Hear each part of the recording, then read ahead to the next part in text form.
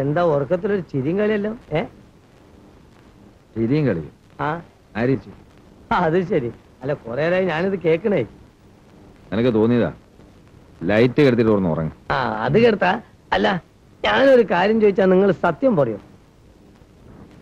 എന്തുവാ? നിങ്ങളെ മനസ്സ് എവിടോ ഒന്ന് ഉടക്കി കിടക്കണ്ടല്ലോ. ആര് പറഞ്ഞു? ഒരാഴ്ചയായി ഞാനിത് കാണുന്നു. നിങ്ങൾ ആകെ ഒന്ന് മയമ്മ നിൽക്കണ്. മോന്തൊക്കെ ഒരു തെളിച്ചോ. കഴിഞ്ഞ ട്രിപ്പും കൊണ്ട് പോയപ്പം നിങ്ങൾ സ്ഥിരം കുറ്റിക്കാരൊന്നും കണ്ടുമില്ല.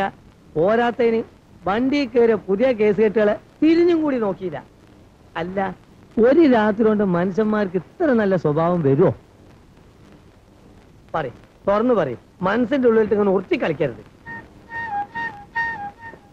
കണ്ടടത്ത് കിടന്നുറങ്ങി കള്ളു കുടിച്ചും പെണ്ണു പിടിച്ചും എന്നും ഇങ്ങനെ കഴിഞ്ഞാൽ മതിയോ? ഇത് പലതവണ ഞാൻ അങ്ങോട്ട് പറഞ്ഞ് തോറ്റല്ലേ. നിങ്ങൾക്കൊരു പിടിപ്പ് വേണം.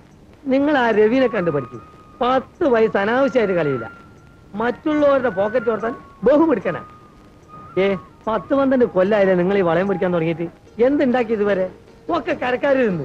അതിലെനിക്ക് സങ്കടമൊന്നുമില്ല. വേറെ ആർക്ക് കൊടുക്കാനാ? 10-18 വയസ്സുള്ളപ്പോ ആശാന്റെ അടുത്ത് വന്ന് പെട്ടതാ.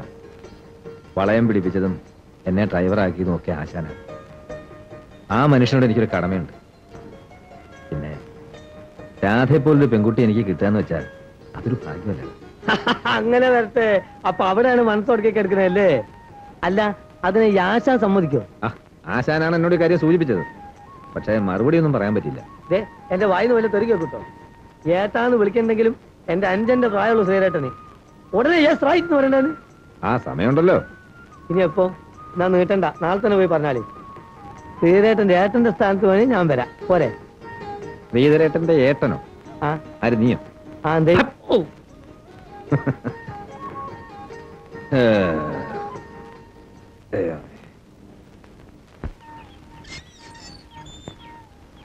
ഞാനിപ്പോ ശ്രീധരേട്ടന്റെ ഏട്ടന്റെ സ്ഥാനത്തൊന്ന് സംസാരിച്ചാൽ ആശാനെ തെറി പറയും. എന്നാലും വേണ്ടില്ല, എനിക്കത് പുത്തരിയൊന്നല്ല. ഇന്നെ ഡ്രൈവിംഗ് പഠിപ്പിക്കാൻ പഠിച്ച പണി 18 പയറ്റാളാണ് ഈ ആശാന്. തെറി കേട്ട് കേട്ട് എന്റെ ചെവി പൊളിഞ്ഞ്. എന്നിട്ട് കുഞ്ഞാരി തോറ്റിട്ടില്ല. തോറ്റ് വിട്ടുമറിക്കാതൊക്കെ ആശാൻ തന്നെ. അല്ല, ഇതിപ്പോ എന്താ വാതിലടച്ചിരിക്കുന്ന ഇവിടെ ആരും ഇല്ലേ?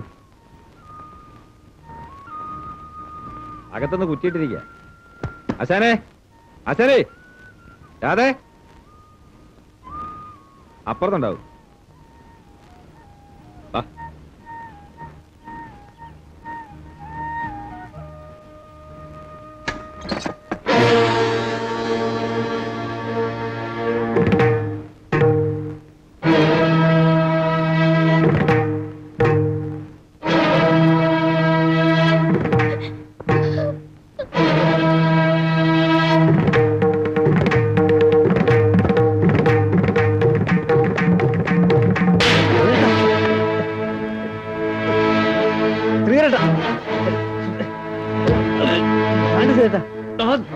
മോനെ ശ്രീരേട്ടാ, എന്നെ നാറ്റിക്കരുത്.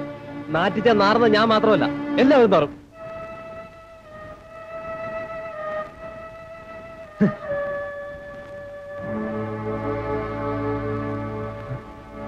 കള്ള ശൈത്താൻ ചതിച്ചല്ലോ ശ്രീരേട്ടാ.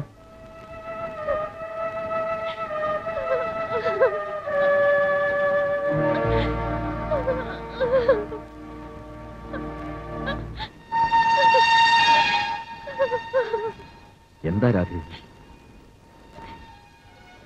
എന്നെ രക്ഷിക്കണം.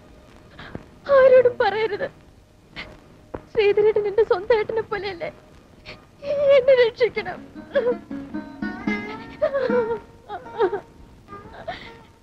നിങ്ങൾ ഇഷ്ടത്തിലാണ്? രവിയേട്ടൻ എന്നെ കല്യാണം കഴിക്കും. അതുവരെ ദയവേത് അച്ഛനോട് പറയരുത്. അച്ഛൻ എന്നെ കൊല്ലും. പറയില്ല. ആശാൻ എവിടാ പോയത്?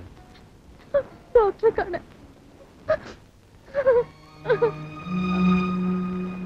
ആശാൻ വരുമ്പോ ശ്രീധരേട്ടൻ വന്നിരുന്നു എന്ന് പറയണം.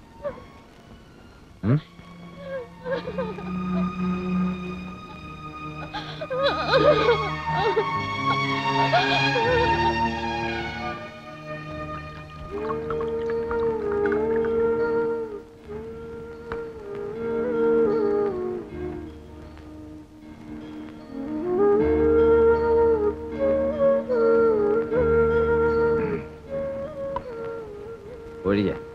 ഇതെന്താ പച്ചവെള്ള ഇങ്ങനെ വാരി വലിച്ച് കയറ്റാൻ?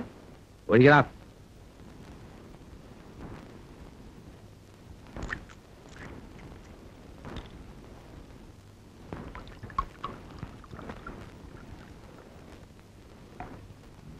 എന്റെ ഗ്ലാസ്സിൽ ഒഴി. എനിക്ക് മതി. ഇതിങ്ങനെ വലിച്ചേറ്റി കുടിച്ചിട്ട് കരളുണക്കിയാലേ ഒരു കെട്ടിയോളും 2 കുട്ടികളും ഉള്ളതാ. ഒഴിക്കാം. ചേടാ അതിപ്പോ മനുഷ്യനെ തല്ലി കുടിപ്പിക്കലോ. ഇന്ന് ആഘോഷിക്കേണ്ട ദിവസമല്ലേ? എല്ലാം നിശ്ചയിച്ചിട്ട് ആഘോഷിക്കണമെന്ന് പറഞ്ഞില്ലേ നീയേ? ആഘോഷിക്ക. അത് പോട്ടേന്ന്, നിങ്ങളത് മറന്നാളേ. മറക്കാം.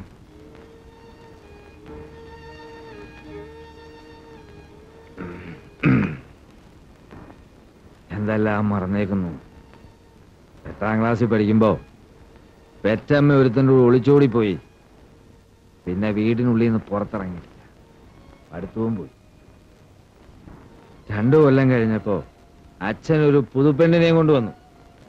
എനിക്കൊരു ഇളയമ്മ. അതോടെ വീടും പോയി. അങ്ങനെ എന്തല്ല ഒക്കെ മറന്നില്ലേ? മറന്നു. ഓ ഏതാണ്ടൊക്കെ ആശിച്ചു. അത് മറക്കണം, മറക്കണം. പക്ഷേ എന്റെ ആശാൻ എന്റെ ദൈവ. ആ മനുഷ്യനോട് ഞാൻ എന്തു പറയും? പന്നിന്റെ മോന് ഇത് കളിയാണോ കാര്യമാണോ എന്ന് ആർക്കറിയാം? ഡ്രൈവിങ് പഠിച്ച് വണ്ടി കഴുകാനും തുടയ്ക്കാനും നടന്നവനാ. കയ്യിരിപ്പ് കൊണ്ട് ഒരാളും വണ്ടി പണി കൊടുത്തില്ല. കഷ്ടപ്പാടും ദുരിതവും കണ്ട് ഞാനാ ഒരാളിനെ കൊണ്ട് പണി കൊടുത്തു.